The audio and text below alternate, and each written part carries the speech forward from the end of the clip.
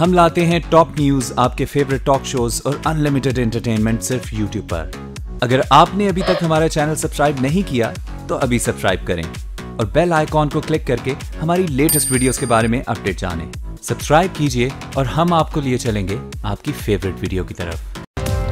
Mir Sadiq Sanjrani, chairman Saleem Mandviwalla deputy chairman senate में opposition का बोलबाला मुमकिन को मुमकिन कर डाला।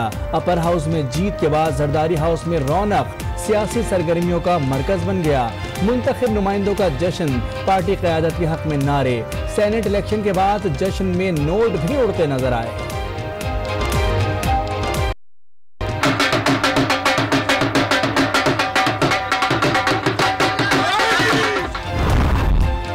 बिलावल भुट्टो जरदारी से नौ मुंतखब चेयरमैन सेनेट मीर सादिक संजरानी और डिप्टी चेयरमैन सलीम मांडवीवाला की मुलाकात। वजीर आला बलूचिस्तान अब्दुल कुद्दूस बजिंजो भी शरीक। घर में नौ मुंतखब सेनेटर कृष्णा कुमारी भी के साथ पीपल्स पार्टी चेयरमैन से मिलने जा पहुंची। आज पार्लियामेंट हार चुका है। आज पार्लियामेंट मुकम्मल तौर पर डिमोनाइज हो चुका है। आज बाला है और इस बालादस्त तबके ने आज इस हाउस को पाकिस्तान में मंडी बना के साबित कर दिया कि ये मैं आपको मंडी भी बना सकता हूं जिसे तुम पार्लियामेंट बोलते। साबित हो गया बालादस्त तबका आइन से बालादस्त है। आज पार्लियामेंट मुकम्मल तौर पर हार गई। हासिल बजिंजो बोले, ऐवान हुए शर्म आ रही है। रजा रब्बानी को चेयरमैन बनाते तो बेनजीर और भुट्टो जीत जाते। असेंबलियों और सेनेट को मंडी बना दिया गया है। तकरीर में मुदाखलत पर हासिल बजिंजो बरस पड़े। राजा जफुल हक कहते हैं, हासिल बजिंजो ने ऐवान में नून लीग के दिल की बात की। दबाव इतने वोट मिलना भी गनीमत है। हासिल बजिंजो साहब ने जो खिताब फरमाया है हमारे दिल की आवाज है। जो प्रेशर उन पर था अगर आप समझें ये भी बड़ी गनीमत थी। बिल्कुल हम गए थे इमरान खान साहब की, उसने कहा अभी वो हमें वोट दे रहे हैं तो साथ साथ हमें भी देना पड़ेगा। तो उसने कहा ये बिल्कुल जमहूरी अमल है, अगर हम चेयरमैन ले रहे हैं तो डिप्टी में देने की जरूरत है। पीटीआई ने डिप्टी चेयरमैन के लिए पीपल्स पार्टी के उम्मीदवार को वोट दिया। वजीर आला बलूचिस्तान अब्दुल को तस्दीक कर दी। कहते हैं इमरान खान ने चेयरमैन के बदले डिप्टी चेयरमैन का ओहदा देने को जमहूरी अमल करार दिया।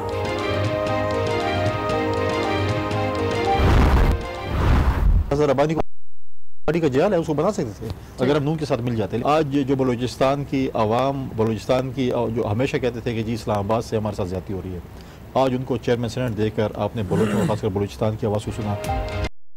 पीपल्स पार्टी चाहती तो आराम से अपना चेयरमैन ले आती। बलूचिस्तान के अवाम की महरूमियों का एहसास है। उम्मीद है सादिक संजरानी बलूचिस्तान के अवाम का मुकदमा लड़ेंगे। फैसल करीम कुंडी की आज न्यूज के प्रोग्राम जी4 गरीदा में गुफ्तगू। अली मोहम्मद खान कहते हैं इमरान खान ने बेहतरीन सियासत खेली, सिजिलियन माफिया का खात्मा कर दिया, दीगर माफियाज भी खत्म करेंगे। मेरा ख्याल इमरान खान साहब ने इसका नाम दिया था। सब लोग कहते हैं कि इमरान खान को सियासत नहीं आती। क्या पीटीआई ऑपोजिशन के साथ मुत्तहिद हो तो रायवंड को कमजोर किया जा सकता है। पीपल्स पार्टी के अखुंजादा चटान की आज राना बशीर के साथ में गुफ्तगू। महमूद अचकजई ने ऐवान में पाकिस्तान मुखालिफ बयानात दिए। हासिल बजिंजो को उनके बयान की नहीं हुई।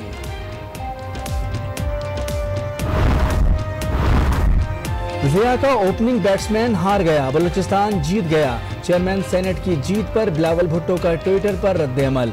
आसिफ जरदारी और इमरान खान की सादिक संजरानी को मुबारकबाद। मरियम नवाज कहती हैं, शतरंज के मोहरों तुम जीते नहीं, तुम्हें बदतरीन शिकस्त हुई है, जरा आवाम के सामने तो।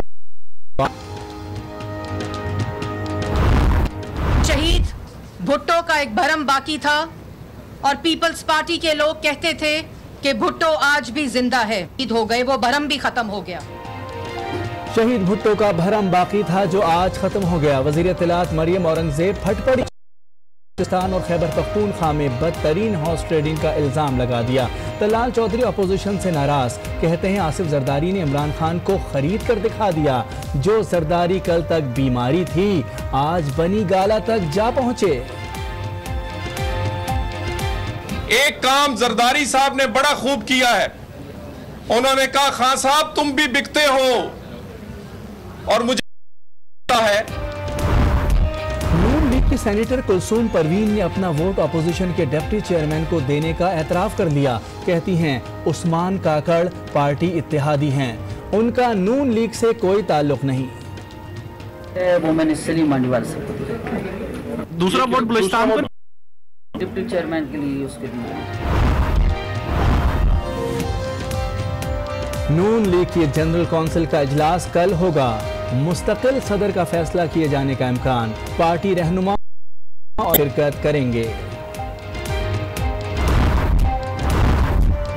हंगू में 3 बहनों के कत्ल की लर्ज़ाखेज वारदात, 2 चचाओं ने नाम निहाद गैरत के नाम पर कत्ल किया, एक मुलजिम गिरफ्तार, दूसरे की तलाश जारी।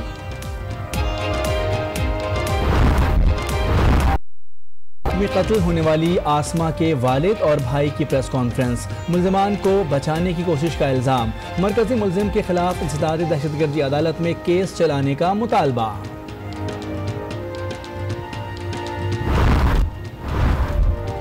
मर्दान में तौहीन मजहब के झूठे इल्जाम, मिशाल केस के मरकजी मुलजिम ने एतराफ जुर्म से इनकार कर दिया, अदालत में 14 रोजा जुडिशल रिमांड मंजूर, जेल मुंतकिल कर दिया गया। कनकोट में खसरा से मजीद 2 बच्चियां दम तोड़ गईं, मर्ज से जाबाहक बच्चों की तादाद।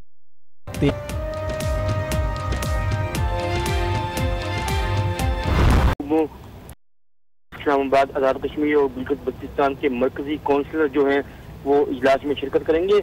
इजलास का बुनियादी तौर पर एजेंडा है सदर मुस्लिम लीग नून के मरकजी सदर के इंतखाब का। उसमें जो है वो मरकजी सदर के इंतखाब का जो किया जाएगा, अमल मुकम्मल होगा। इसमें तारीख कुनुंदा पहले जो है तमाम जनरल काउंसिलर जो हैं वो करेंगे। इसके बाद इजलास का एजेंडा बाकायदा तौर पर ऐलान किया जाएगा। इसके बाद एक टाइम दिया जाएगा, टाइम में जो है उसमें कागजात नामजदगी जो है वो वसूल किए जाएंगे। उसमें तारीख कुनुंदा और तजवीज़ कुनुंदा जो है उनका शुमार किया जाएगा। उसके बाद जो है बाकायदा तौर पर जो है ऐलान किया जाएगा कि फलां टाइम पर जो है वोटिंग होगी। अगर कोई मद्दे मुकाबल हुआ तो 2 कैंडिडेट, अगर वन साइडेड मुकाबला हुआ तो ऐलान कर दिया जाएगा कि बिला मुकाबला जो है फलां शख्स जो है वो मुंतखब हो चुका है। ताहम इस हवाले से जो है मरकजी सदर के हवाले से जो है शहबाज शरीफ जो है वो उम्मीदवार हैं मुस्लिम लीग नून के, क्योंकि इस वक्त कायम मकाम सदर जो है अभी शहबाज शरीफ को नामजद किया गया है, वो मुकाम सदर के तौर पर काम कर रहे हैं। लेकिन मरकजी सदर के मुस्तकिल सदर के लिए जो है कल इंतखाब होगा मरकजी जनरल काउंसिल में। इसके अलावा इससे पहले जो इलेक्शन, बहुत शुक्रिया राना तारिक, तफसीलात से आगाह कर रहे थे। खबर शामिल करेंगे हंगू से, जहां 3 बहनों के कत्ल की लर्ज़ाखेज वारदात सामने आई है, जिन्हें नाम निहाद गैरत के नाम पर कत्ल कर दिया गया। कत्ल में मुलविस चचा खान अकबर को गिरफ्तार कर लिया गया है, जबकि दूसरे चचा नूर अकबर की तलाश जारी है। जाबाहक लड़कियों में 24 साला ज़ैनब, 15 साला नजमा और सुल्ताना शामिल हैं। DPO हंगू आसिफ गौहर के मुताबिक नूर अकबर को भी जल्द पकड़ लिया जाएगा। वाक़े की तफ्तीश जारी है। आपको दे रहे हैं, इस बारे में मजीद जानते हैं। तारिक मुगल हमारे नुमाइंदे हमारे साथ मौजूद हैं। तारिक बताइएगा, कत्ल हुई और पस मंजर क्या है इसका? जी मोहम्मद साहब, ये हंगू का इलाका उमराबाद है। यहाँ से यहाँ 26/12/17 को यहाँ की एक लड़की है जिसका नाम नजमा है। उसने मुकामी पुलिस स्टेशन में रिपोर्ट दर्ज की थी कि मेरे साथ मेरे वालिद ने बदफेली की है, जिसके बाद पुलिस हरकत में आई और उसके वालिद को गिरफ्तार कर लिया। जिसके बाद 5 मार्च 18 को 3 बहनें जिनके नाम नजमा, सुल्ताना और ज़ैनब हैं, इनको घर में बेदर्दी से कत्ल कर दिया गया। इस वाक़े के बाद पुलिस मुलजमान की तलाश में मुतहरक थी कि आज DPO हंगू आसिफ गौहर ने दीगर अफरान के हमरा प्रेस कॉन्फ्रेंस की और एक मुलजम को मीडिया के सामने पेश किया और उन्होंने ये उन तीनों बहनों का कातिल है और उनका चचा है और इसने गैरत के नाम पे उनको कत्ल किया है। जो गिरफ्तार हुए हैं खान अकबर, इन्होंने इतराफ भी किया है कि मैंने गैरत के नाम पे अपनी भतीजियों को कत्ल किया है।